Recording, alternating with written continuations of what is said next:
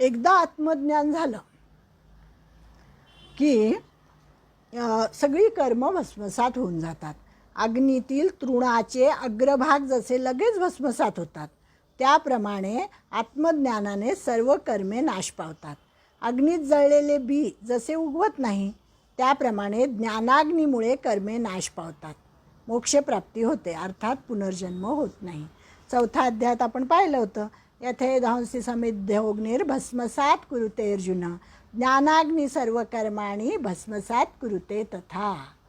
म्हणजे एकदा हा ज्ञानाग्नी पेटला, म्हणजे आत्मज्ञान प्राप्त झालं की सगळी कर्मे भस्मसात होऊन जातात.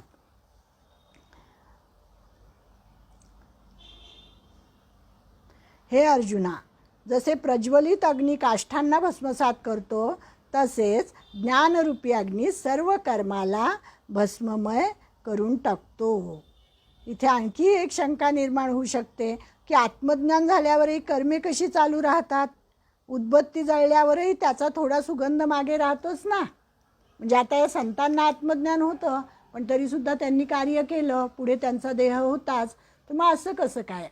तर त्यांनी सांगितलं की जशी उदबत्ती पेटल्यावर पूर्ण जळल्यावर त्याचा सुगंध मागे राहतो, घट तयार झाल्यावरही गती दिलेले कुंभाराचे चाक थोडा वेळ फिरतच राहते, त्याप्रमाणे आत्मज्ञानीही पुढे काही काळ कर्मे करतो, असे या शंकेचे उत्तर आहे. की जोपर्यंत त्यांचं प्रारब्ध आहे तोपर्यंत त्यांना ते भोगावंच लागतं. जेव्हा त्यांचा त्या ठिकाणी निजधामाला जाण्याची योग्य वेळ लिहिलेली आहे तेव्हाच ते जातात. देह असताना जो त्या देहाच्या मोहाने भुलवला जात नाही, तो देह पडल्यावर पुन्हा जन्म पावत नाही. हा प्रकृती पुरुष विचार त्या मनुष्यावर असा एक लोकोत्तर उपकार करतो. म्हणजे क्षेत्रज्ञांचा विचार म्हणजे त्वम व तत्पदाचाच बोध होय. क्षेत्रज्ञ परमात्मा यांच्या स्वरूपाचे यथार्थ ज्ञान म्हणजेच आत्मदर्शन.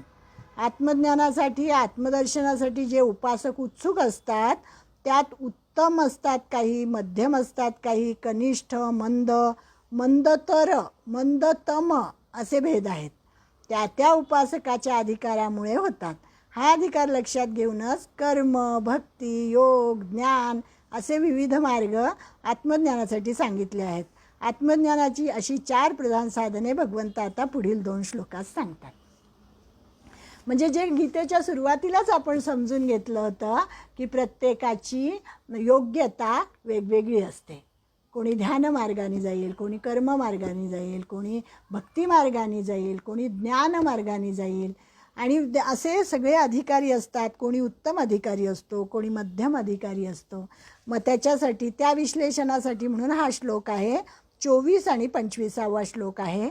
ध्यानेनात्मनि पश्यन्ति केचिदात्मानमात्मना अन्ये सांख्येन योगेन कर्मयोगेन चापरे अन्ये त्वेवमजानन्त श्रुत्वानेभ्य उपासते तेऽपि चातितरन्तेव मृत्युं श्रुतिपरायणाः.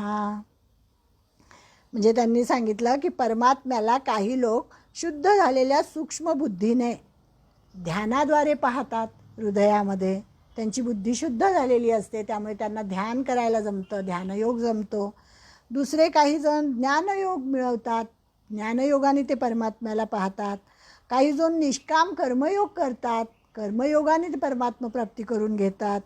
काही जण मंदबुद्धीचे असतात, मग ते स्वतः परमात्म्याला जाणू शकत नाहीत, मग ते दुसऱ्याची मदत घेतात, एखाद्या संताचा अनुग्रह घेतात, त्यांची मदत घेतात आणि तत्त्व जाणणाऱ्या पुरुषाकडून श्रवणाने उपासना करतात ते.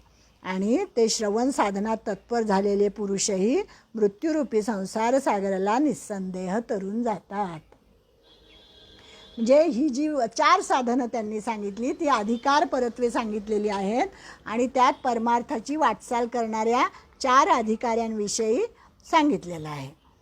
त्याच्यातलं आपण समजून घेऊ थोडंसं की उत्तम अधिकारी कसा असतो, मध्यम अधिकारी कसा असतो. उत्तम अधिकारी म्हणजे कसा की ज्याने पूर्वजन्मीच्या सुकृताने चित्तशुद्धी करून घेतलेली आहे, आधीच त्याची चित्तशुद्धी झालेली आहे, आणि रज तम गुण नाहीसे केले आहेत त्यांनी. ज्याच्या चित्तामध्ये सत्वगुणाचा पूर्ण उत्कर्ष झालेला आहे, उत्तम अधिकारी. सात्विक असतो पूर्ण, सत्वगुणाचा उत्कर्ष त्याच्यामध्ये झालेला असतो.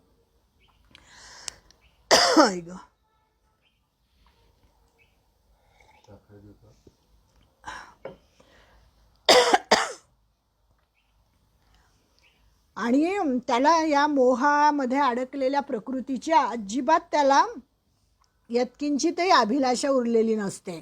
इंद्रियांचे विषय ज्याला भुलवत नाहीत, जो मोक्षसिद्धीसाठी सन्मार्गाने चालतो आणि तोच उत्तम अधिकारी असतो.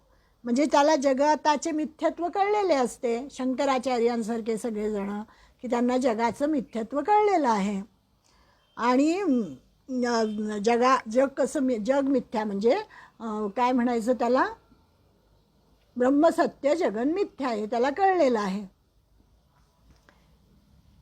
काय झालं काय माहिती माझं हे चित्राचं.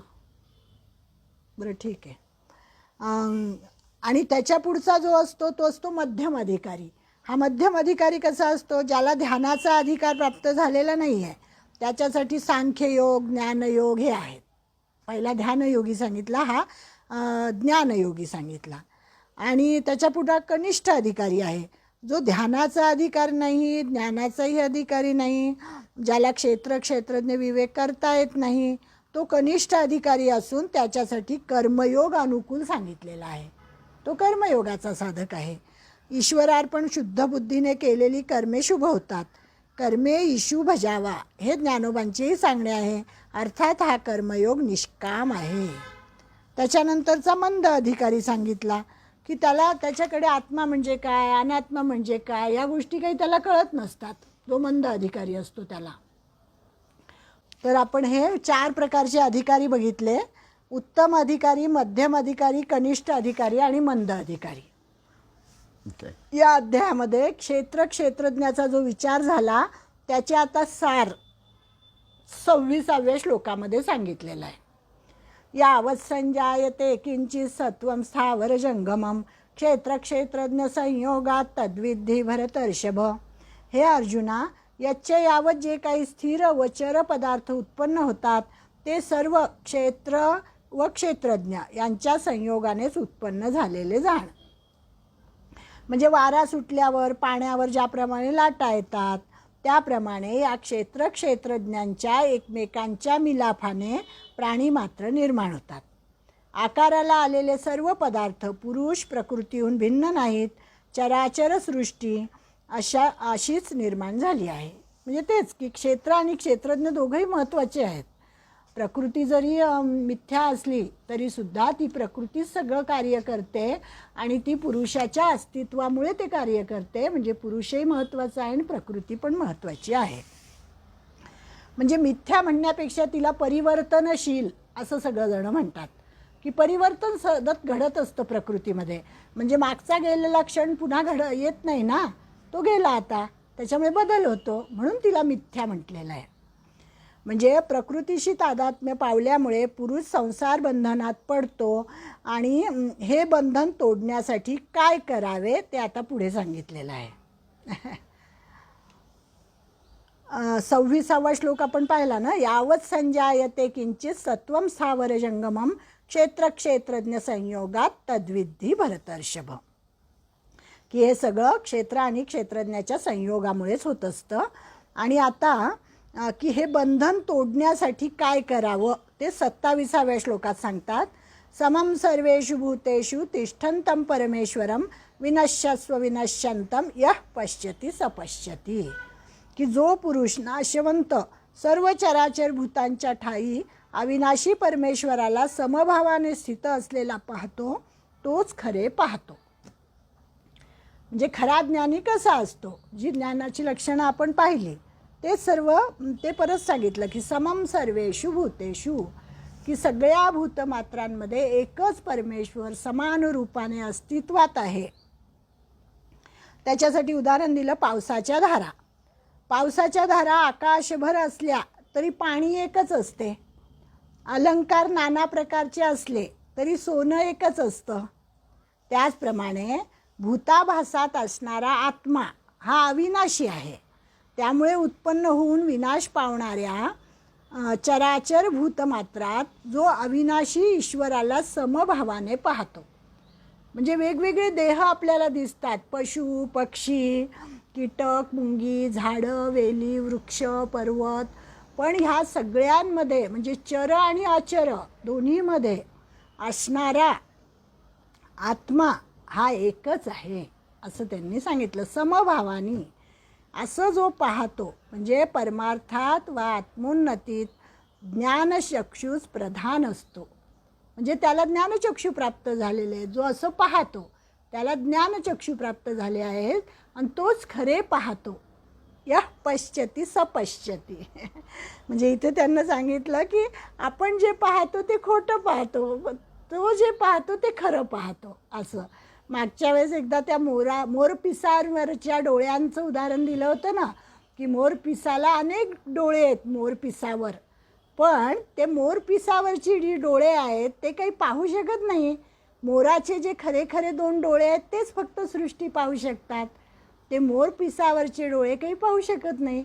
तसं आपण या सृष्टीला पाहतो ते आपल्याला खरं आहे असं वाटतं, म्हणजे आपण काही ते पाहतच नाही. पण जो त्या सगळ्यांमध्ये एकच आत्मा भरून राहिलेला आहे असं पाहतो, तो मात्र समभावाने पाहतो, ईश्वराला पाहतो आणि तोच खरे पाहतो.